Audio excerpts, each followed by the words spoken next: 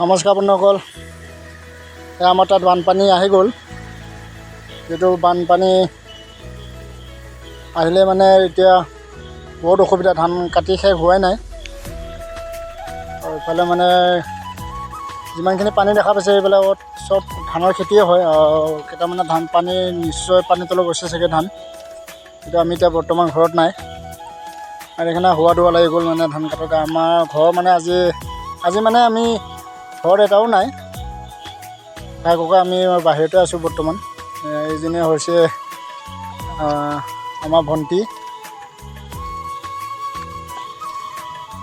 তাৰপিছত লগতে খুৰী আছে, আৰু সেইজনী আমাৰ খুৰী দি, আৰু সেইয়া গোলপীয়া পিন্ধাজনী আমাৰ সৰু বোৱাৰী, ভাই বোৱাৰী।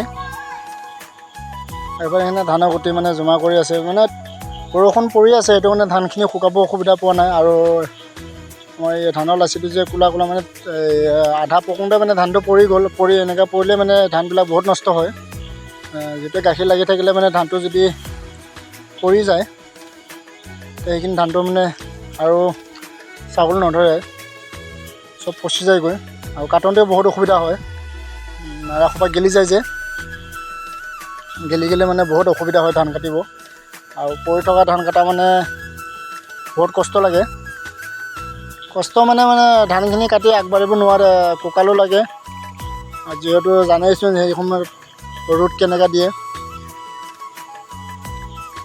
আৰু এইফালে মানে ধান কাটি আছে, আৰু ঘৰত মানুহ মানে বিচাৰি পোৱা নাই ধান কাটিবৰ কাৰণে। মই যিহেতু উপায় নাপায়, আৰু মানুহজনী মানে বেমাৰ হৈ আছিলে, কি কৰিম কি নকৰিম, লাষ্টত উপায় নাপায় মানে আমাৰ ভাগিন বোলে মামাৰ ল'ৰা দুটা মাতিলোঁ। মাতি আনি সিহঁতক ধান কটাৰ ব্যৱস্থা কৰিলোঁ। আমি মানে ভাইটিহঁতক লগ কৰিব আহিছিলোঁ, এইটো বিল্ডিঙতে থাকে, এইটো যোনখন প্ৰথম দেখুৱাইছোঁ বিল্ডিংটো। লগ কৰি আহিলোঁ। এতিয়া মানে বাছ ৰখি আছোঁ ৰুমত যাবলৈ। আমাৰ ৰুমটোও বেলেগ, মানে বহুত নানান বস্তু মানে ঘৰৰ পৰা অৰ্ডাৰ দিছিলোঁ, এইবিলাক ভাগ কৰি লোৱা হৈছে। ভাগ কৰি ইফালে ৰুম আহি পেলাই মানে কুচিয়াটো দেখুৱাইছোঁ আপোনালোকক। এইটো হ'ল শুকান কুচিয়া, এইটো মাটিমাহৰ লগত খাম আজি। নিশ্চয় ভাল লাগিব খাই, বহুত দিন হ'ল খাব পোৱা নাই। আপোনালোকে এনে শুকান কুচিয়া আৰু তাৰপিছত মাটিমাহেদি খাই পাইছে নাই, কমেণ্ট কৰি জ্বলাব। সেইটো মানে শুকান কুচিয়া আৰু মাটিমাহ বুলি ক'লে মানে শুকানে হওক মানে আৰু কেঁচাই হওক, মাটিমাহেদি মানে কুচিয়া খাই বহুত ভাল লাগে। আগে পিছে আমি খাই থাকোঁ, ভালো লাগে, সেইটো কাৰণে মানে কৈছোঁ আৰু আপোনালোকক। আৰু ইফালে বি জলকীয়া ভাগ কৰি আনিছোঁ চব। ইয়াতকৈ আছে, আৰু ডাঙৰ টেমাটো মানে সিহঁতে আছে, আমি সৰু টেমা সোমাইছোঁ। আৰু এইফালে এইটো হ'ল শুকুটি, কেঁচা হালধি, তাৰপিছত কচু, কেঁচা মদ দি বনোৱা মানে এইবিলাক মিক্স কৰি। এইটো হ'ল বাঁহৰ গাজলি টেঙা বনাইছে। এইটো জমা বস্তুটো হেৰি কৰি থৈ দিয়ে। এইটো হ'ল তিতলি আচাৰ। বস্তুবিলাক মানে দেখা পাই ল'ব লাগিছে, আৰু আছে। এইটো হ'ল বগৰী।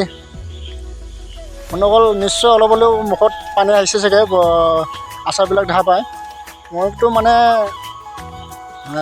এইটো হ'ল আমৰ আচাৰ। মই মানে ভিডিঅ'টো এডিটিং কৰি আছোঁ, যদিও মানে মুখত পানী আহি গৈছে মোৰ।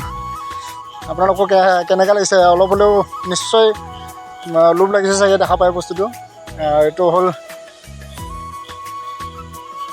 এইটো শুকুটি। এইটো মানে আজি খাম আৰু ধৰি লওঁ, সেইটো কাৰণে খোলা কৰি লৈছোঁ, ভালকৈ দেখুৱাইছোঁ আপোনালোকক। আপোনালোকৰ ভিডিঅ'টো আজি ইমানখিনিয়ে ৰাখিছোঁ।